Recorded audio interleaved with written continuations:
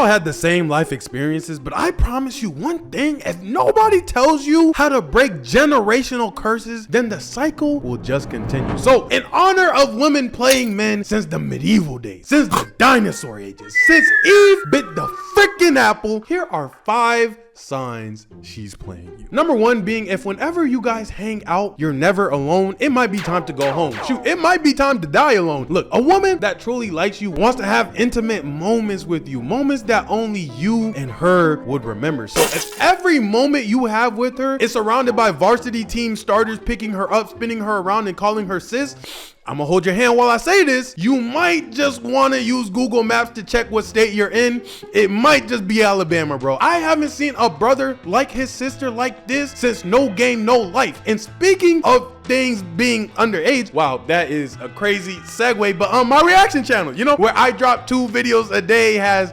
thousands of people watching it. These videos did pretty well. That's where the joke came from. So yeah, don't miss out on Stanley Live channel.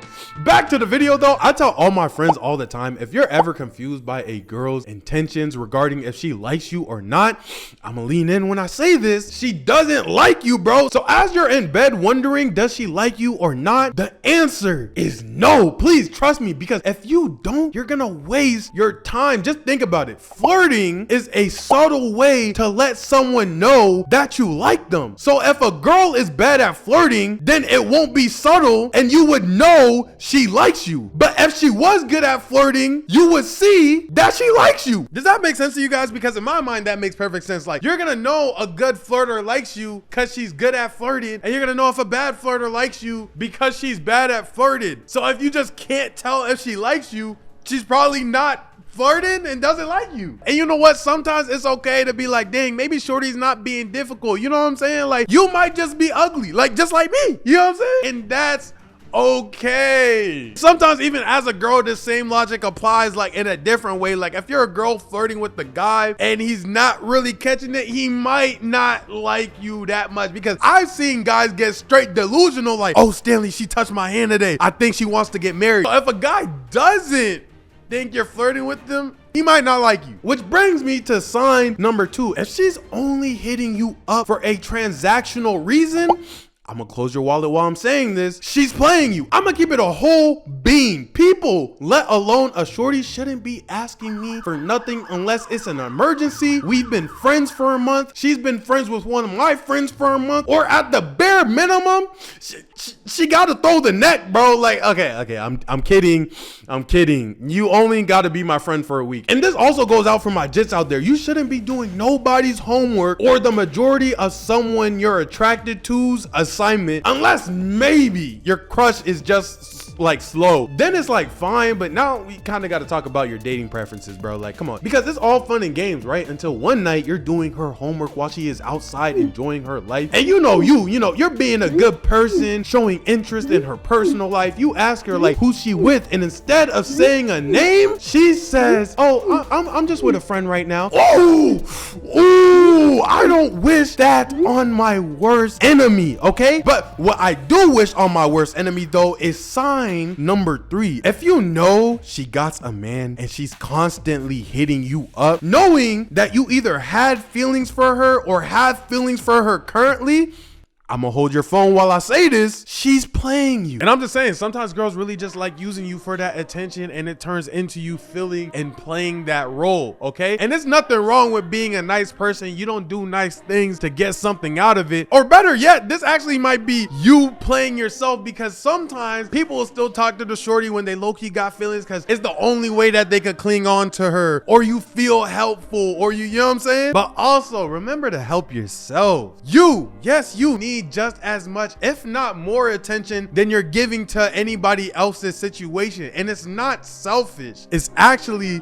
the exact opposite. Look, if you're 100% over her, then it doesn't matter too much. But in most situations, when her man is acting up, she could be using you for the validation she's not getting from old buddy. And at that point, it just depends on how much you value her emotions versus your time. The best indicator of this is when she disappears for 2 weeks, comes back with complaints of her boyfriend. You give her advice, she obviously doesn't listen. Then another week goes by and boom, you're doing the same thing. You're in the Demon Slayer version of an infinite codependent Tsukiyomi, forced to repeat and see the same thing over and over. And just like the Demon Slayer Tsukiyomi, the only way to break out of that is if you kill your sign number 4 that she's playing you is kind of like sign number 1. If you set up a mission, right, a calm little date, and right on the day where you're supposed to go out or the day before, she hits you with the, oh my gosh, you're gonna hate me, I'm gonna cancel your reservations as I say this, she's playing you. Look, all I'm saying is not every girl is a bad schedule planner, okay? I've seen girls coordinate hangouts, coordinate getting their nails and stuff done and things like that. Every year they got a vision board and itinerary of how they're gonna go about their life for the next 6 months. So in a situation where you're canceling last minute, I just have to let that be. And I'm not gonna cap, it's not my body anymore, but I used to be like why?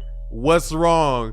When can we go type of dude. But you will get so much more sleep if you just let it be. Like, dang shorty, you were right. I was gonna hate you after this. How did you know? I already done had the whole event planned for, whole event paid for, reserved, and reservations and everything. This is why a little bit of bluntness and honesty needs to make its way back to the surface, because I feel like if you could just tell me way beforehand and not cancel at the last minute, that's the part that I want you guys to focus on. The last minute, the day before, then it would be fine. It would be cool. It wouldn't really be a problem like that. But the last minute is crazy. It's just extremely inconvenient, whether you're in a relationship or outside of a relationship. Like, just don't do that, because you and me are all people at the end of the day. Everybody's time is important. So just don't waste somebody else's time the same way that you wouldn't want somebody to waste yours. And on top of that, don't lie either, okay? Just be honest and upfront, because lying will just create a whole different situation. Trust me. And shoot, bro, for all my dogs out there, bro, depending on how fire the event was that you were supposed to go to, let me put you on game, bro. Still go to the event everywhere. If you're about to go watch a movie or something, about to go-kart race, or just go anyways, bro. You shouldn't really even need another person to feel happy at the end of the day. Nobody's gonna look at you weird for being alone or being there with one of the bros or something like that. Just pull up and go anyways. Turn up for you. You feel what I'm saying? And look, if you're feeling really good and the nice kind of a vibe, you might have met a vibe while you was trying to have a vibey night. Shoot, go ahead and throw that joint up on the story real quick, and you feel what I'm saying? Hey, they not gonna cancel next time. I'm way more strict about this than other people, but you got one time to cancel on me at the last minute. And on top of that, if you're not the one attempting to reschedule it, that will be the last day that we talk, because I am not gonna crash out on you, okay? I'm not gonna get revenge, and I'm not trying to go an eye for an eye. If anything, I think revenge is corny. Someone else's actions shouldn't control my actions. Even though there is an ignorant side of me that wants to blow this whole building up, it's not worth that. Because if she was going to a job interview or a dentist appointment or anything else, she would have tried to reschedule it with no hesitation. And I'd be damned if I gotta put in more work than her dental hygienist when they already have it so easy. She literally just shows up to them with her mouth open, and you're telling me I gotta get you in the mood, spend $200 and listen to your lore to get a chance at the same place? I'll pass. Like, I do not think that's crazy. I'm just a fan of mutual effort. Like, want me the way that I want you. If I gotta chase you, I'm not doing it, because one thing about chasing somebody, someone's bound to get tired. Chasing your partner inside of a relationship is fine. That way you can still keep the love alive. You feel what I'm saying? Chasing somebody outside of a relationship, it was horrible, because you're not respecting me right now. You're running away as I'm chasing you. And if you're not willing to do what I'm willing to do for you outside of the relationship, then why are we even in a relationship in the first place? And I'm telling you, that right there is why a lot of relationships fail. Like, there was so much time spent where one person was giving more than the other, that now that they're in the relationship, girls gonna be like, oh, he don't act the same, he don't love me like he loved me when he was outside of a relationship, he don't do the same stuff. Bruh, he tired, he burnt out, he did all the work to get to you. Now that he finally caught you, he tired. And that's why it's almost better to just align yourself with the goal and chase that, because the person that's compatible with you too do, especially if they love you, is probably aiming towards that goal. And by y'all moving towards that goal together, you're obviously gonna end up getting closer together instead of chasing each other. One of my friends had to use God as an example for this. And I just feel like that's the comedy of life. Like either as a boy or a girl, like the shorty that you want or the dude that you want to act right never acts right. And the shorty or dude that you not interested in, oh, they gonna act right immediately. I just need one D1 level shorty to act right for like 3 months. Like I don't even need you to act right forever, bro. Just give me 3 months, gang. Because man, won't nothing make you get gray hair faster